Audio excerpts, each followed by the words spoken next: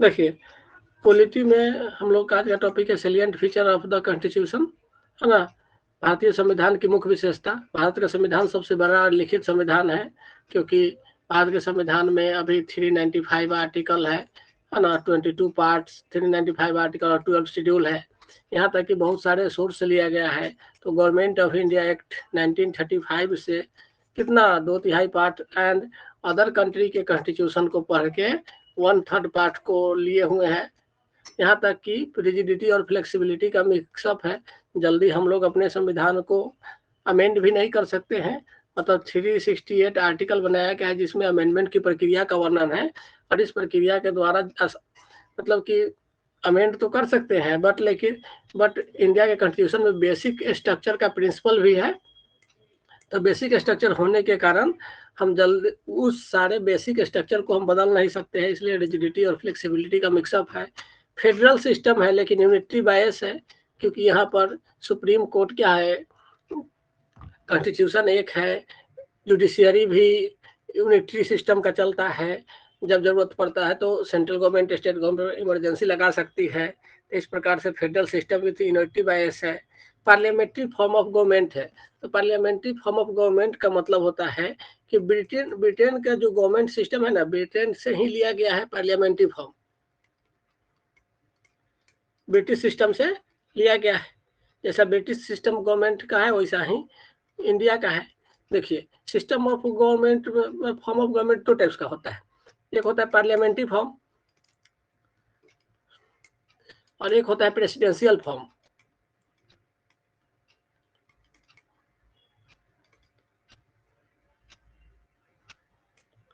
तो parliamentary form कहाँ का है? ब्रिटेन का, यूके का, यूनाइटेड किंगडम। और यहाँ पर ब्रिटेन का, अमेरिका का जो है वो प्रेसिडेंशियल फॉर्म ऑफ गवर्नमेंट। यहाँ पर राष्ट्रपति ही सर्वसर्वा होता है ना। तो इंडिया क्या किया कि इंडिया प्रेसिडेंट का पोस्ट को भी अडॉप्ट किया, यहाँ से प्रेसिडेंट का पोस्ट को ले लिया और यहाँ से पार्लियामेंट्री फॉर्म ऑफ गवर्नमेंट को ले लिया, दोनों का मिक्सअप कर लिया, है ना। और दोनों को एक प्रकार से मिला के इंडिया का जो पार्लियामेंट्री फॉर्म ऑफ गवर्नमेंट है उसमें प्रेसिडेंट हेड होते हैं, है ना।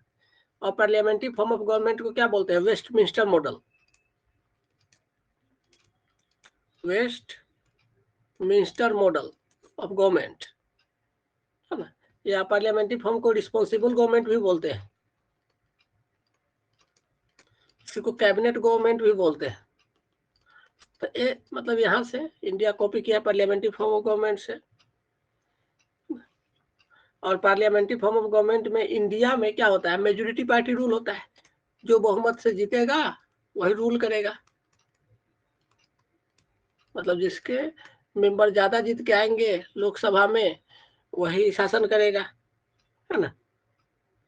मतलब पार्लियामेंट में दो प्रेसिडेंट जो होता है ना, देखो इंडिया में 2 चीज होता है, एक रियल एग्जीक्यूटिव, एक nominal executive.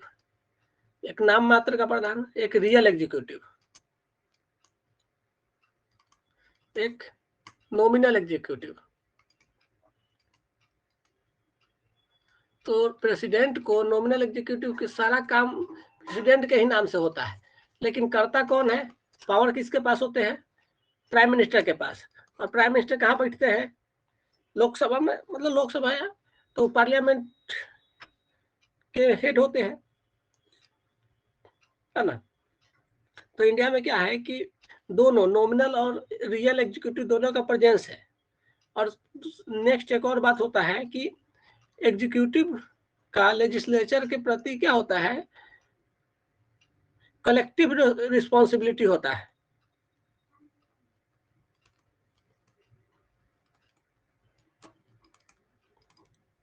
collective responsibility of the executive to the legislature, है ना। देखो, यहाँ तक कि जो मिनिस्टर होते हैं ना, मिनिस्टर, वो भी लेजिस्लेचर के मेंबर होते हैं, वही कानून बनाते हैं। मेनली मिनिस्टर ही होते हैं कानून बनाने वाले, मिनिस्टर ही कोई बिल लाते हैं। तो मिनिस्टर का मेंबरशिप है ना, ऐसे लिखो, membership of minister in the legislature, है ना। और सबसे बड़ा बात कि या तो लोकसभा में क्या होता है, प्राइम मिनिस्टर, और विधानसभा में चीफ मिनिस्टर का लीडरशिप होता है, वही बहुमत के नेता होते हैं, मेन वही होता है, प्राइम मिनिस्टर और चीफ मिनिस्टर, है ना। और लोकसभा डिजॉल्व हो जाता है। इंडिया में ऐसा बनाया है कि लोकसभा क्या हो जाएगा, डिजोल्यूशन हो जाएगा, डिजॉल्व हो जाएगा, लोकसभा का असेंबली डिजॉल्व होता है। तो ये सारा सिस्टम किसका है, मतलब कि पार्लियामेंट्री फॉर्म ऑफ गवर्नमेंट का। और इंडिया में जनरली क्या हो गया, इंडिया ब्रिटेन से पार्लियामेंट्री फॉर्म ऑफ गवर्नमेंट को अडॉप्ट किया है। तो रियल में देखोगे पार्लियामेंट्री फॉर्म ऑफ गवर्नमेंट जो होता है ना, प्राइम मिनिस्ट्रियल गवर्नमेंट होता है।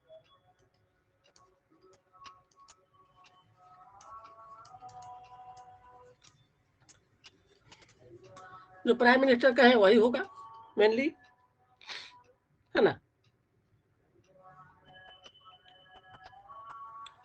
तो अभी तक जो बताया बस क्लियर होना चाहिए, है ना। सैलिएंट फीचर में नेक्स्ट समझो, है ना। तो पार्लियामेंट का सोवरेनिटी है और जुडिशियल सुप्रीमेसी इंडिया में है।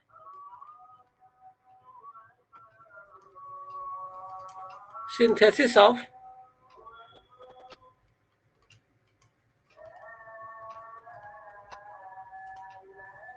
पार्लियामेंट्री सोवरेनिटी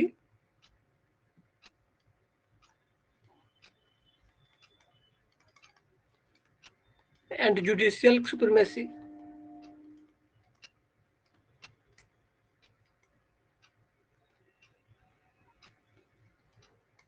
है ना। देखो पार्लियामेंट सोवरेन है, कोई भी कुछ भी रूल बना सकता है, लेकिन फाइनली जुडिशियरी क्या होता है, अपना जुडिशियल रिव्यू उस पर चला सकता है ना। तो देखो डॉक्ट्रिन ऑफ, यहाँ पर दो रूल होता है। डॉक्ट्रिन ऑफ पार्लियामेंट्री सोवरेनिटी जो है ना, वह कहाँ से लिया गया है, तो यह लिया गया है ब्रिटेन से, यूके से। लेकिन जुडिशियल सुप्रीमेसी का सिस्टम कहाँ से लिया गया है, अमेरिका से।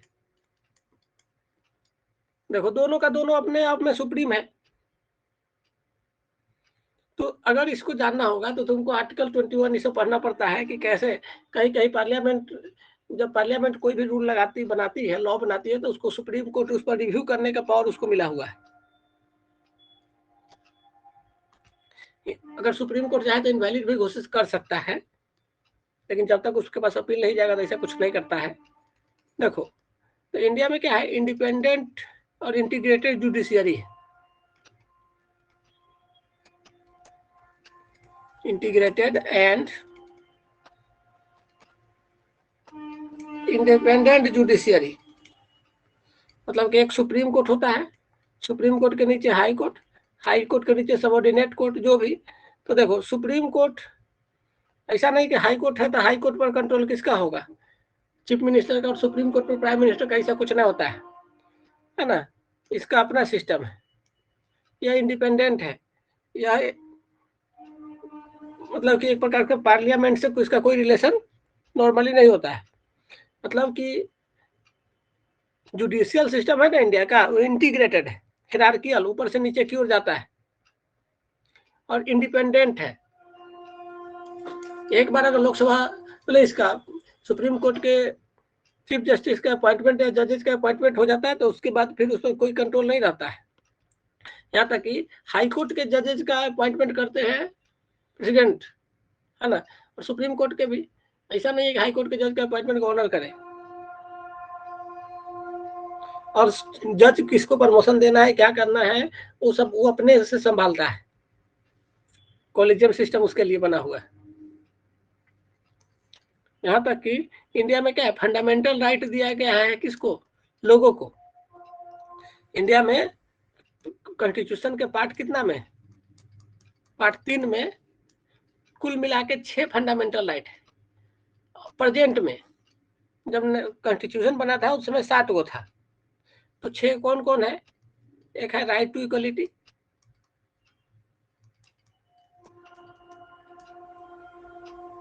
आर्टिकल कितना 14 से 18।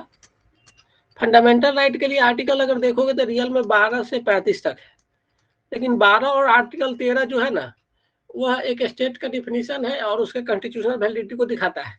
तो नंबरिंग शुरू करते हैं हम लोग राइट टू इक्वलिटी से 14 से।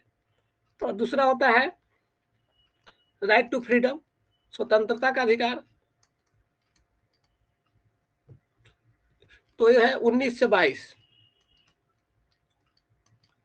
तीसरा होता है राइट अगेंस्ट एक्सप्लॉयटेशन, शोषण के विरुद्ध अधिकार,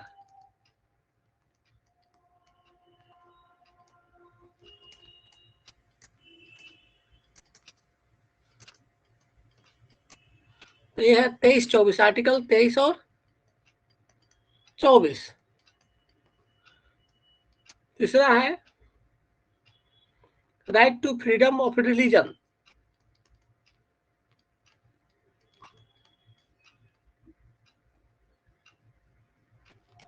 धार्मिक स्वतंत्रता का अधिकार,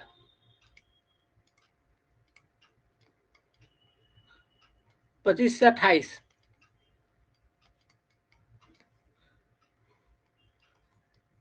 पांचवा है कल्चरल एंड एजुकेशनल राइट,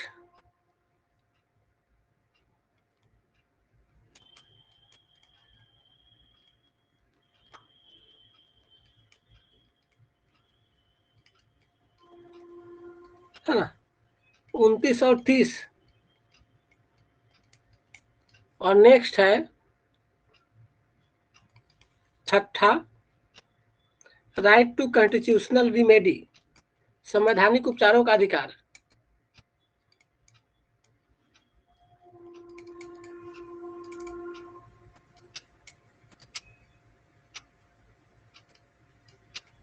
तो इसके अंतर्गत है आर्टिकल 32। अब देखो आर्टिकल इसमें 31 गायब है, यहां से 31 क्या है, गायब है। तो ये जो 31 है ना, यही था राइट टू प्रॉपर्टी। अब देखो इसके बाद ना 33 से लेके 35 तक, 33, 34, 35, ये स्पेशल राइट है, जैसे मार्शल लॉ ये सब है। और 31 था संपत्ति का अधिकार, जिसको हटा दिया गया। और कब हटाया गया, इसको हटाया गया 42वां संविधान संशोधन के द्वारा।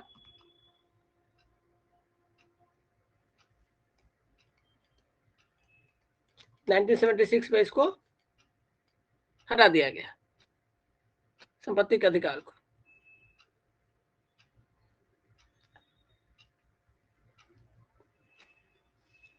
तो ये फंडामेंटल राइट इंडिया कॉन्स्टिट्यूशन में गिवन है। इंडिया के संविधान में ही डीपीएसपी भी है, directive principle of state policy, है ना। बी आर अम्बेडकर ने इस डीपीएसपी के बारे में, ये कितना से कितना होता है, पार्ट 4 आर्टिकल 36 से 51, है ना। तो इसमें भी 3 प्रकार का फंडा मूल नीति निर्देशक तत्व होते हैं, एक गांधीयन प्रिंसिपल पर आधारित, एक समाजवादी, एक उदार बौद्धिक। लेकिन कॉन्स्टिट्यूशन में 3 प्रकार का डिवीजन नहीं है, हम लोग पढ़ने के लिए डिवाइड करते हैं। और बी आर अम्बेडकर ने डीपीएसपी को क्या कहा था, Nobel feature of constitution.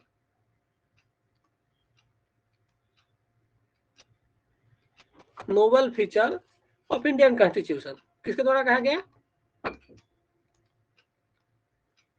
Ambedkar साहब के द्वारा, बाबा साहब भीमराव अम्बेडकर के द्वारा। जो कितना पार्ट में क्लासिफाई करते हैं हम लोग, 3 कैटेगरी में। एक क्या होता है, सोशलिस्ट, समाजवादी, गांधीवादी, गांधीयन, और एक होता है उदार बौद्धिक, लिबरल इंटेलेक्चुअल।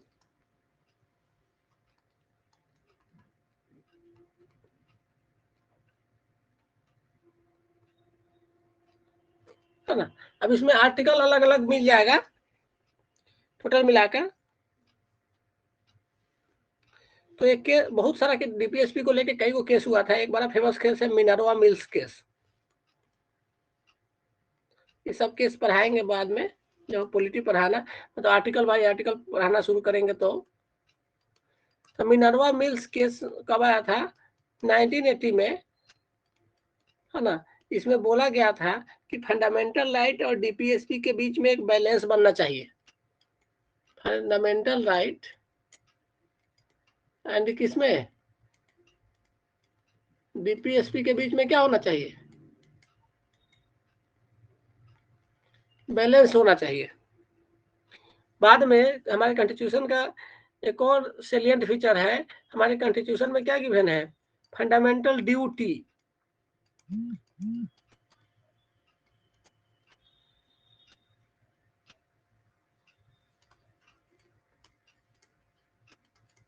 तो फंडामेंटल ड्यूटीज को मूल कर्तव्य बोलते हैं, वह 4A है, चैप्टर कितना 4A, और आर्टिकल 51A, आर्टिकल 51A। और सबसे बड़ी बात है, अब देखो ये नया 4A चैप्टर जोड़ा गया बाद में, तो डीपीएसपी के अंतर्गत 51 तक आर्टिकल, देखो 36 से 51 आर्टिकल डीपीएसपी के अकॉर्डिंग आता है, तो 51A होगा तो डीपीएसपी के जैसा ही प्रॉपर्टीज होगा इसका। लेकिन इसको क्या होना होता है कि लागू करना, इसको ना इमरजेंसी जब लगा था इंदिरा गांधी वाला, उसी समय इसको ऐड किया गया था फंडामेंटल ड्यूटी को, है ना, एक कमेटी के रिकमेंडेशन पर इसको ऐड किया गया था। उस कमेटी का नाम था क्या, स्वर्ण सिंह कमेटी।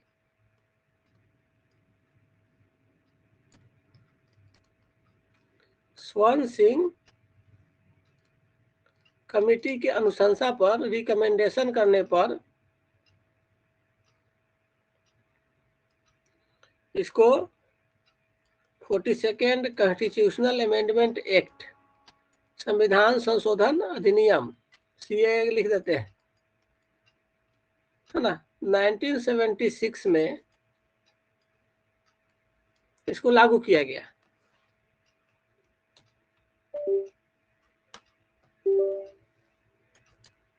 तो देखो शुरू में कितने थे, अभी कितने हैं, तो स्टार्टिंग में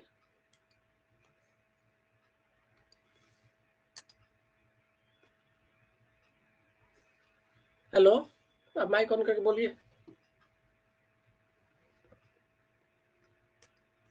हेलो, माइक ऑन करके बोलिए, क्या बोलना चाहते हैं, रोक दिए हैं वीडियो।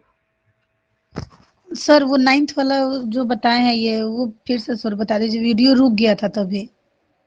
ये वाला फंडामेंटल ड्यूटी जो डीपीएसपी वाला, जी देखिए डीपीएसपी क्या होता है कि इसके अंतर्गत सबसे पहले एक और बात ध्यान दें, देखो यह पार्ट 4 है, 36 से 51 आर्टिकल के अंतर्गत है, और बी आर अम्बेडकर ने डीपीएसपी को नोबेल फीचर कहा। अगर हम डीपीएसपी को 3 पार्ट में बांटते हैं, सोशलिस्ट, गांधीयन और लिबरल इंटेलेक्चुअल, ओके, है ना। आपको हम डीपीएसपी पर एक नोट्स भेज बोलिएगा तो भेज देंगे जी। एक मिनट हम भेज नहीं देते हैं, उसको लिख लीजिएगा। ऐसे तो जी सर, भेज दीजिए। याद करने का तरीका,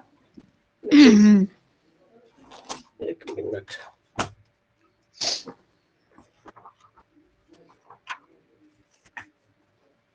कुछ आप उतना आर्टिकल को याद कैसे कीजिएगा वो पता नहीं, हम भेज रहे हैं व्हाट्सएप पर आप।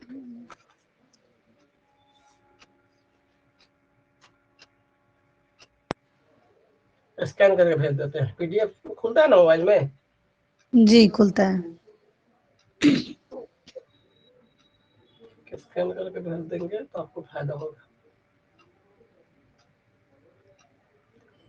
आ गया स्कैनर।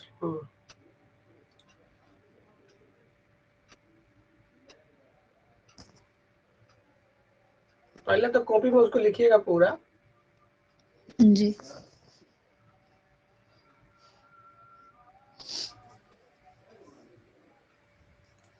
देखते हैं कैसा पिक्चर फोटो खिंचाता है सही कि नहीं।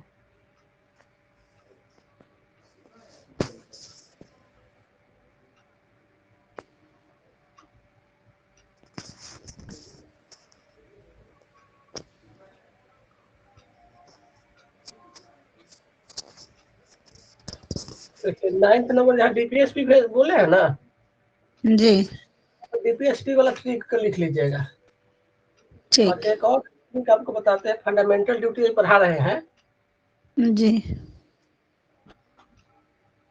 तो फंडामेंटल ड्यूटी वाला भी एक हम ट्रिक उसी में ऐड कर देते हैं। Okay sir.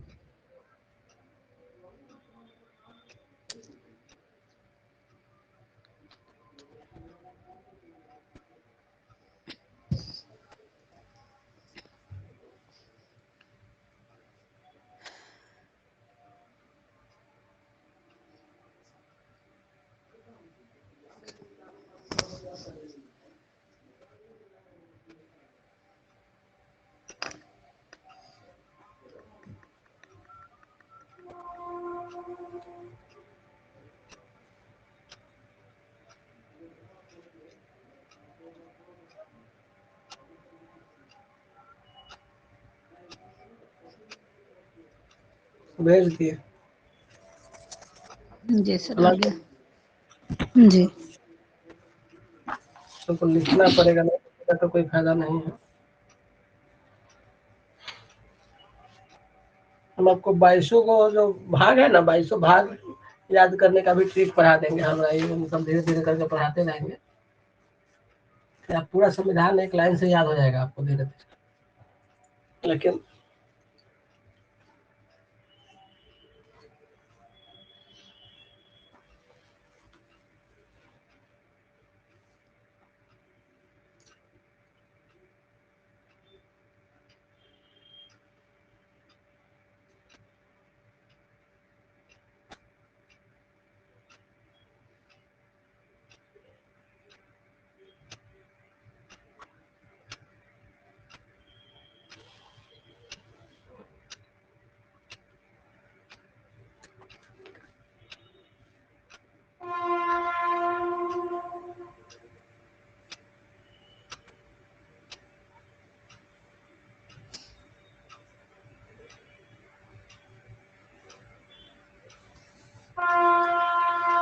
हेलो हेलो, अरे माइक ऑन कीजिए, बोलिए। अभी साउंड क्लियर सुनाई दे रहा है? नहीं आ रहा है, माइक ऑन ऑफ कीजिए, मैं तो काट के ज्वाइन कीजिए फिर से।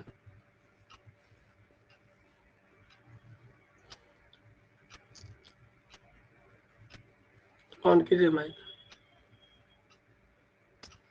जी। आ गया।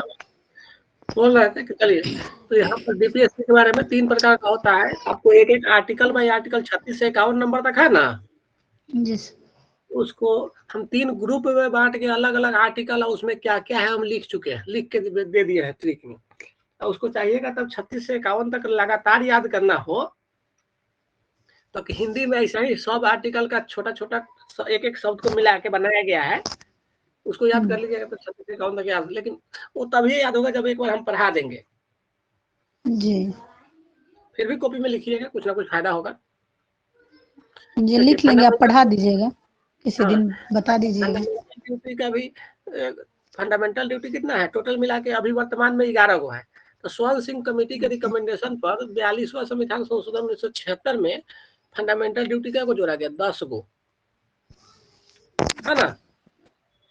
अब 10 को जोड़ा गया, लेकिन बाद में फिर 11 गो भी वर्तमान में फंडामेंटल ड्यूटी है। कितना? 11 गो। हाँ, तो 11। तो अब यह सवाल हो जाता है कि 11 हुआ कब जोड़ा गया। तो देखिए, एगो 86वां संविधान संशोधन आया 2002 में, और उसमें एक और जोड़ा गया। तो अब कितना है वर्तमान में? 11 गो। तो स्वर्ण सिंह कमेटी कब बना था? 1976 में। उस समय इमरजेंसी लगा था, इंदिरा गांधी वाला, नाम बड़ी फेमस है। इंदिरा गांधी इमरजेंसी लगाई थी, इंटरनल इमरजेंसी, आपातकाल 1975-76 में, 75-77 इसी के बीच में वही कमेटी बनाई और कही कि नहीं फंडामेंटल ड्यूटी बनना चाहिए। तो टोटल मिला के 11 को भी वर्तमान में फंडामेंटल ड्यूटी है। उसके लिए एक ट्रिक है, SFUDV, है ना। एनी पेरेंट मूवी का नाम है यार, हॉलीवुड का एक मूवी है ना। सफूड हैनीपेड, है ना। इसी के आधार पर यह ट्रिक है, इस ट्रिक के आधार पर आप 11 फंडामेंटल ड्यूटी को याद कर सकते हैं। तो ये हमारे कॉन्स्टिट्यूशन का एक मुख्य विशेषता है। हम रिकॉर्डिंग ऑन नहीं किए थे, वहाँ साउंड कर लीजिए, इसको भी रिकॉर्ड कर देते हैं, साउंड ऑफ। ठीक है, तो फंडामेंटल ड्यूटी संविधान के कितना आर्टिकल, मतलब पार्ट 4A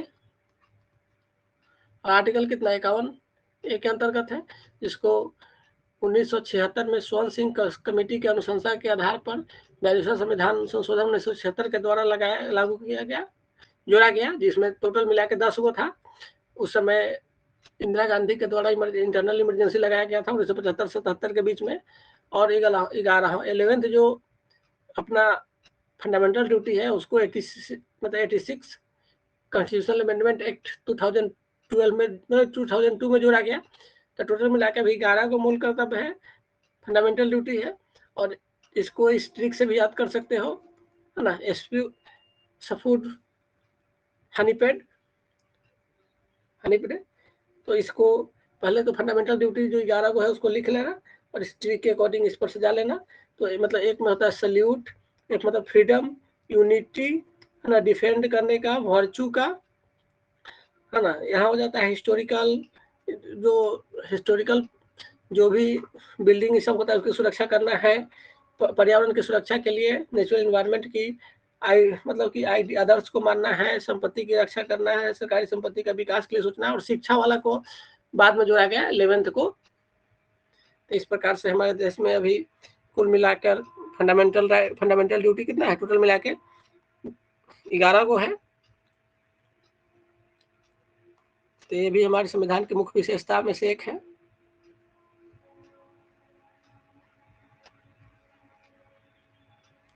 चलो आगे देखते हैं।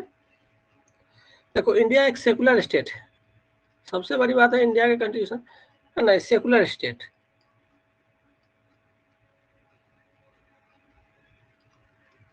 इंडिया एक धर्मनिरपेक्ष राज्य है। तो यह धर्मनिरपेक्ष जो है ना, मतलब कि सेकुलर कहने का मतलब होता है कि हम किसी खास रिलीजन को शिक्षा नहीं देते हैं, बढ़ावा नहीं देते हैं, सब बराबर है। तो सबसे पहले सेकुलर जो वर्ड है ना, 42वां संविधान संशोधन के द्वारा हमारे प्रस्तावना में जोड़ा गया।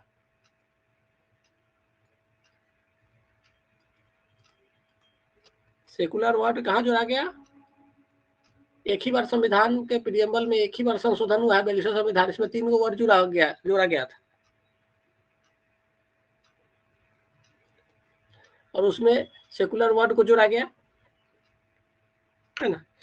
तो इंडिया में सेकुलर कहने का मतलब कि प्रियम्बल एक ऐसा सभी सिटीजन को अधिकार देता है कि हम सेकुलर हैं। आर्टिकल 14 में, 15 में, 16 में, 25 में, 26, 27, 28, 29, 30, यहाँ तक कि आर्टिकल 144 ये सब बताता है कि इंडिया एक सेकुलर कंट्री है। देखो, इंडिया में सेकुलर कहने का मतलब ये नहीं होता है कि रिलीजन नहीं है, रिलीजन होगा, लेकिन स्टेट का कोई खास रिलीजन अपना नहीं होगा। उसके बाद इंडिया का कॉन्स्टिट्यूशन का और फीचर देखोगे तो इंडिया में यूनिवर्सल एडल्ट फ्रेंचाइजी है।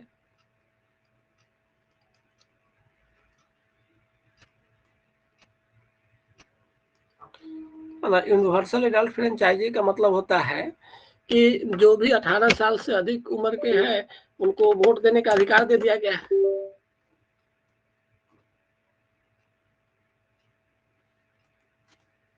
डायरेक्ट। पहले 21 साल था, पहले कितना साल था? 21 साल। और 21 साल को घटाकर कब किया गया, है ना, 61st कॉन्स्टिट्यूशनल अमेंडमेंट एक्ट में।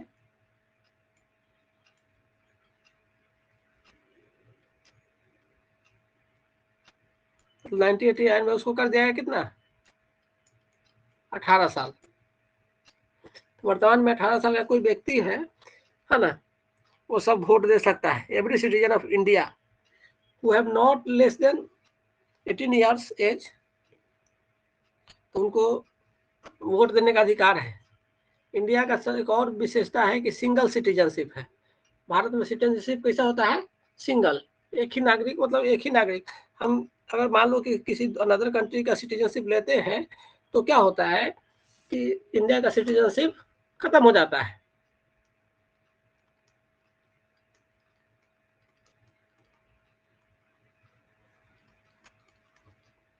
ना। फिर बहुत सारा इंडिपेंडेंट बॉडी है इंडिया में, जैसे इलेक्शन कमीशन, सीएजी का पोस्ट, यूपीएससी का पोस्ट, ये सब जो है ना, यूपीएससी, स्टेट बीसीएस, ये सब इंडिपेंडेंट बॉडी है।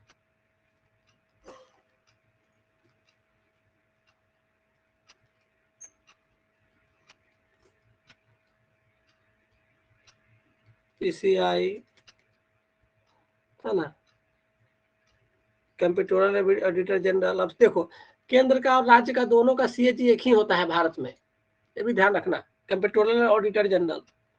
वैसे हर राज्य में क्या होता है? यूपीएससी होता है, मतलब यूपीएससी का एग्जाम लेने के लिए यूपीएससी एक संस्था बना हुआ है। वैसे ही स्टेट बीसीएस है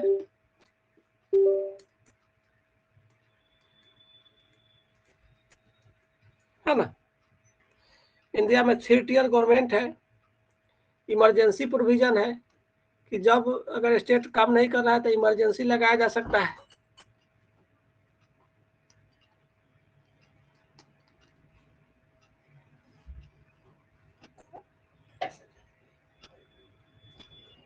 है ना। तो इमरजेंसी 3 प्रकार का होता है।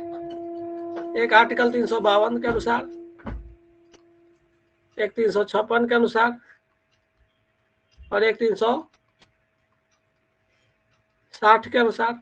तो यह होता है नेशनल इमरजेंसी, ये होता है प्रेसिडेंट रूल, राष्ट्रपति शासन, और फाइनेंशियल इमरजेंसी।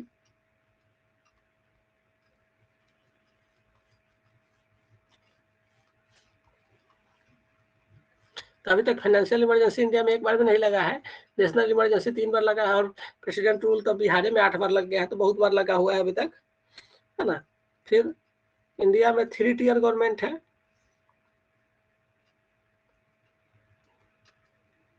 3 टियर गवर्नमेंट कहने का मतलब होता है कि केंद्र स्तर पर एक सरकार, एक राज्य स्तर पर सरकार, और एक ग्राम पंचायत स्तर पर सरकार।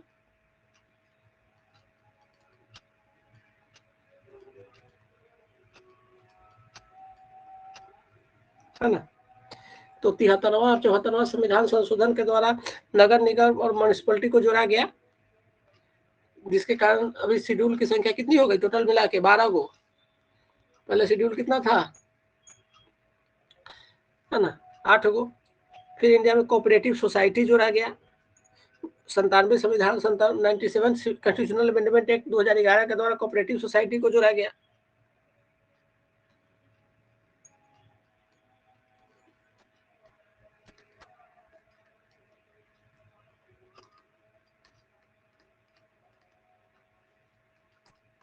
है ना। तो cooperative society, cooperative word India में 3 जगह है, आर्टिकल 19 में,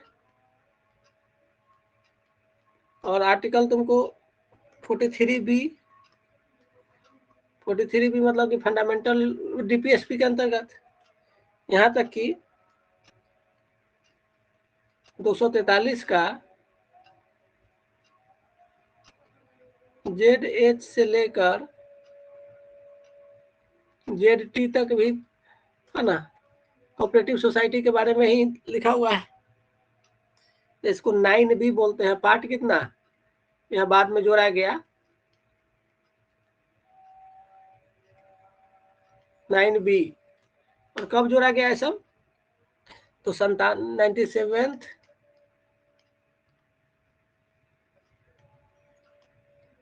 constitutional amendment act 2011,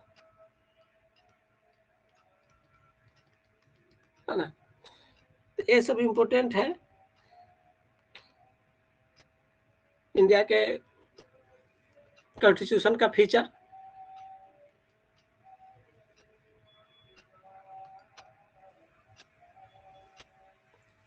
hello, mic on कीजिए। जी सर। इतना बात समझ में आया अभी तक जो जो बताया है सो साहब? जी जी जी ये सबको नोट डाउन कर लीजिएगा। जी। 4-5 पेज तो हो ही जाएगा। 2-3 पेज होगा, 4-5 पेज क्या होगा।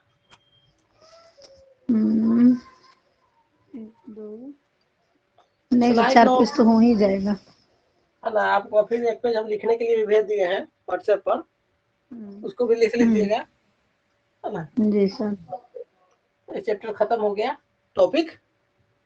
अब हम आपको पढ़ाएंगे क्या चीज, जो प्रियम्बल है ना संविधान का जी। प्रस्तावना, हम्म। प्रस्तावना पढ़ाएंगे। तो अभी तो पढ़ा सकते हैं, लेकिन एक दिन में ज्यादा याद होगा नहीं, रहने दीजिए इतना ही पर। सब याद लिखना भी पड़ेगा, बाकी जो पहले का बचा हुआ है वो सबको लिख लीजिएगा। जी। आज का भी पूरा सबको ऐड कर लीजिएगा, जो भी भेजे है पीडीएफ बना के उसको भी सबको नोट डाउन करते जाइएगा। एक सादा कॉपी ले जी। लीजिए, मतलब टाइटल वाला, हम्म। और उसमें कंटिन्यू लिखिएगा। जी लिख रहे हैं। मतलब कि 1 और महीना के सर बाद जब, हिस्ट्री, हाँ हिस्ट्री वाला सर इसके खत्म होने के बाद शुरू कीजिएगा। हाँ करेंगे थोड़ा देर में 8 बजे से। लेकिन वो हिस्ट्री हम आपको पढ़ाएंगे अलग से हिस्ट्री, उसके लिए चिंता मत कीजिए, आप पढ़ना है तो नहीं पढ़ नहीं, हम सकते वही हैं। पूछ रहे हैं। जी सर, वही पूछ रहे हैं कि इधर मतलब हिस्ट्री ये पॉलिटी खत्म होने के बाद स्टार्ट कीजिएगा। और जो बोलिएगा पढ़ा देंगे, उसके बाद वो आपसे पूछ लेंगे जो आपको मन हो। इसीलिए पूछे नहीं थे कि आपका सबसे सबसे क्या है, हाँ वीक जी क्या सर है। पूछे थे। हाँ ये थोड़ा सा है मतलब इसमें जो कमजोर हो उसको हिस्ट्री कर तो। लीजिए, जो अभी जो ठीक है उसको तो अपनों से कर सकते हैं पढ़ के। जो जो कमजोर है जी। उसको कवर कर दीजिए जल्दी जल्दी। और नहीं सर तो वो हमको उत्कर्ष क्लास के बारे में जो बताए थे उसका लिंक सर भेज दीजिएगा ना, हमको मतलब सही लिंक नहीं मिल पा रहा है। नहीं मिला है भेज करंट देते अफेयर तो। वाला। नहीं नहीं, करंट अफेयर अगर मिल जाता तो अच्छा होता। अभी भेज दिए हम आपको। इस सब में कहाँ लेट करते, 5 मिनट के वो लिए। जोधपुर का हो जा रहा है तो वो उधर ही का सारा बता रहा है करंट अफेयर। तो उसी में जी एक, आज कितना तारीख है, 7 तारीख है ना। जी। Okay okay. कोचिंग वही है जोधपुर में, लेकिन बहुत सारा करंट अफेयर रहता है। लेकिन फाइनली उसमें एक टीचर जो है आपको भेज दिए, देखिए अपना एक नंबर मिल गया, ठीक गया आपके पास। जी आ गया। इसी टीचर का देख के उस पर लिखेगा फूल पत्ती वाला क्लास। हम्म। तो इसका डेली बाई डेली कवर कीजिएगा। जी सर डेली ही देखने के लिए ना हम किए थे, तो जोधपुर का था तो पूरा राजस्थान का जो भी करंट अफेयर है वही सब मतलब उधर ही का न्यूज वगैरह बता रहे थे उसमें जो भी हाँ, था। तो तो अभी तो हम। चैनल है, तो चैनल में तो बहुत लोग पढ़ाता हाँ है, लेकिन जी। मतलब ये उसमें से एक टीचर जो स्पेशल पढ़ाते हैं ना, हम्म। वो हम बता हाँ देंगे। अच्छा, बहुत अच्छा पढ़ा रहे थे, जो भी पढ़ा रहे थे सब दिमाग में आ जा रहा था, लेकिन हम सोचे कि करंट अफेयर इधर का बताएंगे तो वो ज्यादा बेटर होगा ना। और उधर हाँ तो हाँ, टोटल राजस्थान के बारे में टोटल करंट अफेयर वही बता रहे थे। एडमिनिस्ट्रेटिव सर्विस वाले के लिए हो गया हो, लेकिन हम्म। है ना। और एक और हम्म। आपको 1 साल का जो पीछे, जैसे अभी एग्जाम देना है ना, हम्म। यही टीचर आपको एक दिन, एक 1 जनवरी को हम्म। 5 घंटे का क्लास लगातार लिए थे ऑनलाइन करंट अफेयर का। अगर उसको कवर कर लेते हैं तो लगभग जो इम्पोर्टेंट है 1 साल का, हम्म। वो कवर हो जाएगा। तो वो हम सब भेज कवर हो दिए जाएगा करंट अफेयर। Current affair. इस और आज से अच्छा। अगर शुरू करते हैं तो 7 तारीख डेली डेली आते रहता है, तो डेली डेली आपका जी जी वो पढ़िएगा। तो। भेज दिए। हम्म। इसको हम पीडीएफ सेव कर देते हैं, पीडीएफ अपलोड हो जाएगा। जी जी। और सर बिहार का जो जीके है उसके लिए। पहले एगो कीजिए ना, हम पढ़ाएंगे ना, हमारी तो थी, अब एक दिन में कुछ थोड़ा हो सकता है। नहीं ये नहीं, तो हम एक इतना बार ही मतलब आपके दिमाग में डाल दिए कि हाँ ये सब भी है सब बाकी। होगा, वो हमको पता है क्या करना है। हम हम्म। बस अपना, अब हम एक एक दिन में तो कुछ कर नहीं सकते हैं, धीरे धीरे ही कुछ आपको नहीं बताएंगे ना। नहीं सर। जी। ठीक है, करवाने से कुछ ना होता है, हो जाएगा। शुरू कर दिए तो खत्म हो जाएगा सब। एग्जिट कर रहे हैं। ओके।